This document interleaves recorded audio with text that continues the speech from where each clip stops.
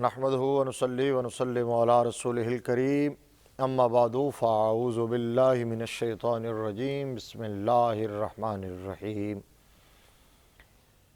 وَسَيُجَنَّبُهَا الْأَتْقَى صدق اللہ مولانا العظیم مولا صلی وسلم دائما ابدا علی حبیبک خیر الخلق کلہم۔ محتشم ناظرین، ہماری آج کی گفتگو کا عنوان ہے تاجدار صداقت وفا شعار رسالت مزاج شناس نبوت پروانہ شمع رسالت خلیفہ اول بلا فاصل افضل البشر بعد الانبیاء بالتحقیق حضرت سیدنا ابو بکر صدیق رضی اللہ تعالیٰ عنہ کا تقوی اور پرہیزگاری۔ دیکھیے، قرآن پاک نے حضرت ابو بکر صدیق رضی اللہ تعالی عنہ کو صرف متقی نہیں بلکہ اتقا کہا ہے، اتقا۔ اور اہل علم جانتے ہیں کہ اتقا اس میں تفضیل کا صیغہ ہے، سب سے بڑا متقی، سپرلیٹو ڈگری ہے۔ قرآن نے کہا وَسَيُجَنَّبُهَا الْأَتْقَى، جہنم سے دور رکھا جائے گا اس شخص کو جو اتقا ہے۔ اور تمام مفسرین کا اس بات پر اجماع ہے کہ یہاں اتقا سے مراد کوئی اور نہیں ہے، نبی کے یار غار حضرت ابو بکر صدیق رضی اللہ تعالی، یعنی یہ آیات قرآن پاک کی ان کے بارے میں نازل ہوئی ہیں۔ اور اسی سے یہ بھی استدلال کیا جاتا ہے کہ حضرت ابو بکر صدیق رضی اللہ تعالی عنہ حضور کے تمام صحابہ میں سب سے افضل ہیں، کیونکہ قرآن پاک نے انہیں اتقا کہا ہے۔ اور دوسرے مقام پر یہ ارشاد ہوا کہ ان اکرمکم عند اللہ اتقاکم، فرمایا اللہ کے نزدیک سب سے زیادہ عزت والا، سب سے زیادہ افضل فضیلت والا وہ ہے جو اتقا ہے، اور صدیق اکبر اتقا ہے۔ لہذا ثابت یہ ہوا کہ انبیاء کے بعد سب سے افضل ذات حضرت ابو بکر صدیق رضی اللہ تعالی عنہ کی ہے۔ یہی وجہ ہے کہ بخاری شریف کی وہ حدیث شریف جس میں حضرت مولا کائنات علی المرتضیٰ شیر خدا داماد مصطفیٰ فاتح خیبر مولا مرتضیٰ کرم اللہ وجہہ الکریم سے آپ کے صاحبزادے حضرت محمد بن حنفیہ نے پوچھا تھا کہ ابا جان یہ بتائیں ای الناس خیر بعد رسول اللہ، کہ رسول اللہ صلی اللہ علیہ وسلم کے بعد سب سے بہتر، سب سے افضل شخص کون ہے؟ تو آپ نے بلا چون و چرا فرمایا ابو بکر۔ حضرت ابو بکر صدیق رضی اللہ تعالیٰ عنہ کی افضلیت کو حضور کے سارے صحابہ مانتے تھے اور اس پر اجماع تھا۔ خیر، آج ہمارا موضوع آپ کے تقوی اور پرہیزگاری کے حوالے سے ہے۔ تو حضرت ابو بکر صدیق رضی اللہ تعالیٰ عنہ کو قرآن نے اتقا کہا ہے،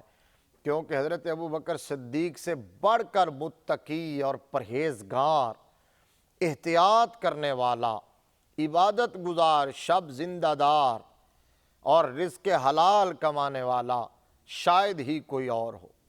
حضرت ابو بکر صدیق رضی اللہ تعالیٰ عنہ کو اللہ تبارک و تعالیٰ نے جہاں دیگر محاسن عطا فرمائے تھے، کمالات سے نوازا تھا، جہاں دیگر خوبیاں میرے رب نے ودیعت فرمائی تھی، وہیں تقوی اور پرہیزگاری کو بدرجہ اتم ان کے اندر رکھا تھا۔ یہی وجہ ہے اللہ کے پیارے محبوب صلی اللہ علیہ وسلم کا فرمان عالی شان بڑا حسین الریاض الندرہ فی مناقب العشرہ کے اندر آقا علیہ السلام نے فرمایا من سرہ ان ینظر الی مثل عیسیٰ فی الزہد فلینظر الیہ، فرمایا جو یہ چاہتا ہو کہ وہ زہد میں، تقوی میں، پرہیزگاری میں حضرت عیسیٰ علیہ السلام کو دیکھ لے تو اسے چاہیے کہ وہ صدیق اکبر کو دیکھ لے۔ حضرت ابو بکر صدیق رضی اللہ تعالیٰ عنہ کہ زہد اور تقوی اور پرہیزگاری کا یہ عالم کہ فرمایا کہ جس نے حضرت عیسیٰ علیہ السلام کے زہد کو دیکھنا ہو وہ حضرت ابوبکر صدیق کے زہد کو دیکھے۔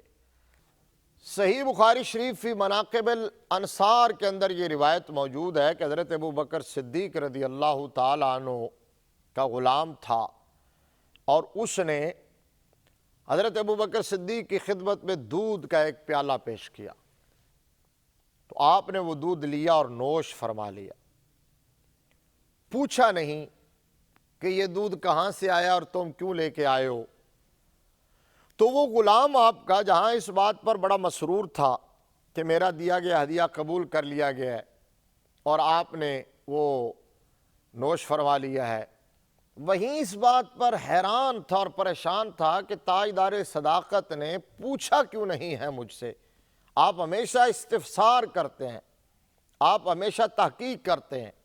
پوچھتے ہیں کہ یہ کھانے پینے کی چیز ہو تو یا کچھ اور ہو، یہ کہاں سے آیا۔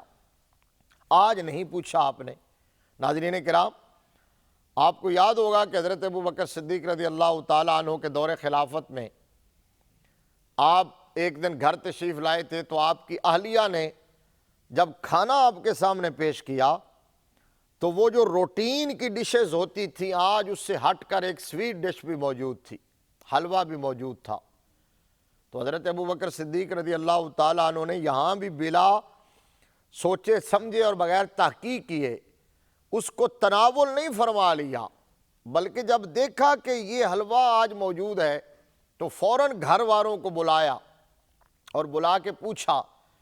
کہ یہ سویٹ ڈش جو بنی ہوئی ہے تو یہ کہاں سے بنی اور کیوں بنائی اور یہ کون دے کے گیا ہے، یا گھر بنائی ہے تو کیسے بنائی ہے۔ تو آپ کی اہلیہ محترمہ نے عرض کیا کہ حضور جو روزینہ مقرر تھا آپ کا ڈیلی کا جو گھر کا خرچہ آتا تھا بیت المال سے، میں اس سے کچھ بچا کے رکھتی رہتی تھی اور کافی دنوں کے بعد وہ اتنا ہوا تھا کہ اس سے یہ ڈش بن سکتی تھی، تو اس لیے آج یہ ڈش تیار کی اور آپ کے سامنے یہ پیش کی ہے۔ تو آپ نے فرمایا اچھا اس کا مطلب یہ ہے کہ مجھے جو بیت المال سے وظیفہ ملتا ہے، روزینہ ملتا ہے، اگر اس سے اتنا منہا بھی کر دیا جائے تو ہمارا گزارا ہو سکتا ہے۔ آپ نے بیت المال کے خازن کو بلوا کے آرڈر کر دیا کہ میرے اس وظیفے سے اتنی کٹوتی کر دی جائے، اتنا احتیاط، اتنا تقوی، اتنی پرہیزگاری۔ حضرت ابوبکر صدیق، اور یہاں دودھ آپ نے نوش فرما لیا۔ تو غلام حیران تھا کہ آپ نے پوچھا کیوں نہیں ہے۔ تو اس نے عرض کیا حضور آج آپ نے استفسار نہیں فرمایا، آج سوال نہیں کیا کہ یہ دودھ کہاں سے آیا، تو آپ نے فرمایا اچھا بتاؤ کہاں سے آیا ہے۔ تو اس نے عرض کیا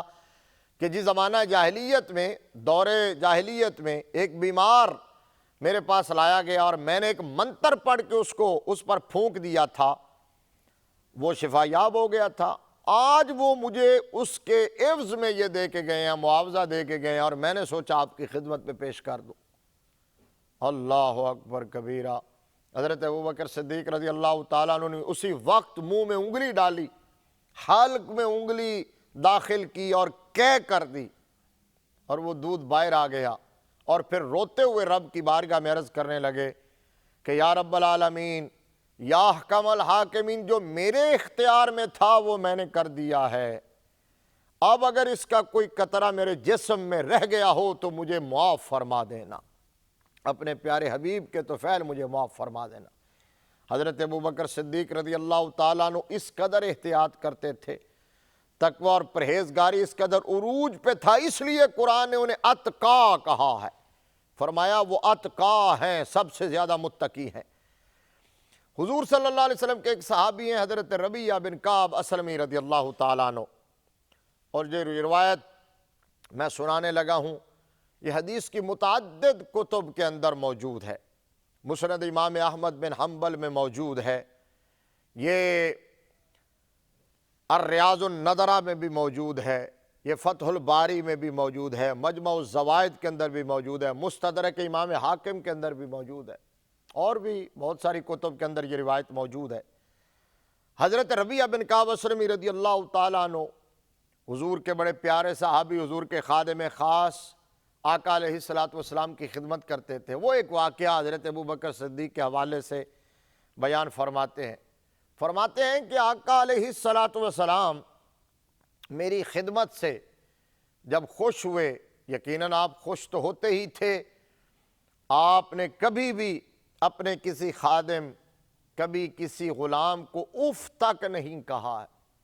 آقا علیہ الصلوۃ والسلام، حضرت انس کہتے ہیں کہ 10 سال میں خدمت میں رہا، تو اس دوران کسی بھی شخص سے کسی کے مزاج کے خلاف کچھ بھی ہو جاتا ہے، لیکن آقا علیہ الصلوۃ والسلام نے آج تک کسی کام کے کرنے پر مجھے یہ نہیں کہا یہ کیوں کیا،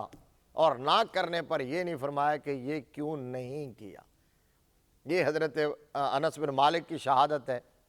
اب حضرت ربیعہ بن کعب فرماتے ہیں کہ آقا علیہ الصلوۃ والسلام خوش ہوئے تو مجھے انعام میں زمین کا ایک حصہ دے دیا، ایک زمین آقا علیہ الصلوۃ والسلام نے مجھے عطا فرمائی، اور میرے ساتھ ہی زمین حضرت ابوبکر صدیق رضی اللہ تعالیٰ عنہ کو الاٹ ہوئی۔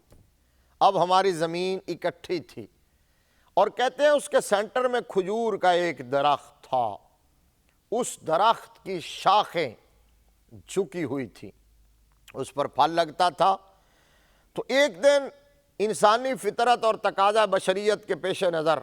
ہمارے درمیان اختلاف ہو گیا۔ وہ حضرت ابوبکر صدیق فرما رہے تھے کہ اس کھجور کے درخت کی شاخیں میری زمین میں ہیں، میں نے کہا میری زمین میں۔ مدعا یہ تھا کہ وہ کہتے تھے کہ یہ پھل میرا ہوگا، اور میں نے کہا یہ میرا ہوگا۔ تو بات بڑھتے بڑھتے حضرت ابوبکر صدیق رضی اللہ تعالیٰ عنہ کی زبان اقدس سے کوئی ایسا جملہ نکل گیا جو میری طبیعت پہ ناگوار گزرا، جو گراں گزرا۔ اب حضرت ابوبکر صدیق رضی اللہ تعالیٰ عنہ کو بھی محسوس ہو گیا، آپ نے فیل کر لیا،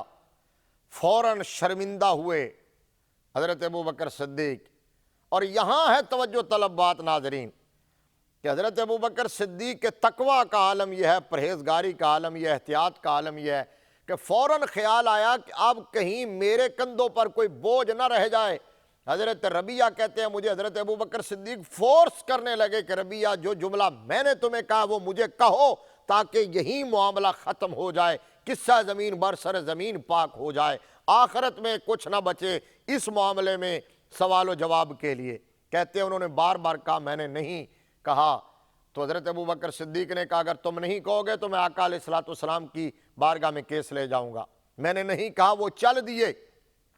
میرے قبیلے کے لوگ، خاندان کے لوگ اکٹھے ہو کے آ گئے، وہ کہنے لگے ابوبکر صدیق کس بات میں تمہارے خلاف مدد مانگ رہا ہے دربار رسالت سے، حالانکہ جو کچھ کہا ہے ابوبکر صدیق نے ہی کہا ہے۔ حضرت ربیعہ کہتے ہیں میں نے کہا خاموش ہو جاؤ، تم جانتے نہیں ہو یہ کون ہے، یہ ابوبکر صدیق ہے، یہ ثانی اثنین ہے، یہ پہلے مسلمان ہیں، تم یہاں سے چلے جاؤ، کہیں وہ تمہیں دیکھ نہ لیں میرے پاس اور وہ سمجھے کہ تم میری مدد کر رہے ہو، اور وہ ناراض نہ ہو جائیں۔ وہ ناراض ہو گئے تو رسول اللہ ناراض ہو جائیں گے، رسول اللہ ناراض ہوئے تو عرش کا رب ناراض ہو جائے گا، پھر ربیعہ کا کیا بنے گا۔ قصہ مختصر یہ کہ حضرت ابوبکر صدیق نے حضور کی بارگاہ میں کیس فائل کر دیا۔ حضرت ربیعہ بھی پہنچے، کہتے ہیں میں پہنچا، سرکار نے سر انور اٹھایا اور فرمایا ربیعہ کیا ماجرا ہے؟ تو میں نے عرض کیا جی اسی طرح ہے، یہ کہہ رہے تھے میں نے وہ جملہ نہیں کہا۔ تو سرکار نے فرمایا اچھا کیا، لیکن تم یہ کہہ دو کہ اللہ ابو بکر کو معاف کر دے۔ تو میں نے عرض کیا اے ابو بکر اللہ آپ کی مغفرت فرما دے، آپ کو معاف کر دے۔ اب تقویٰ کی بات یہ ہے، حضرت ربیعہ کہتے ہیں کیس تو ختم ہو گیا، لیکن جب حضرت ابو بکر صدیق وہاں سے نکلے تو زاروں قطار رو رہے تھے خوف خدا سے کہ یہ مجھ سے کیا ہو گیا اور یہ میں نے جملہ کیوں کہا ہے۔ اللہ تبارک و تعالی ہمیں بھی حضرت ابوبکر صدیق رضی اللہ تعالی عنہ کے نقش قدم پہ چلنے کی توفیق عطا فرمائے۔ وآخر دعوانا الحمدللہ رب العالمین۔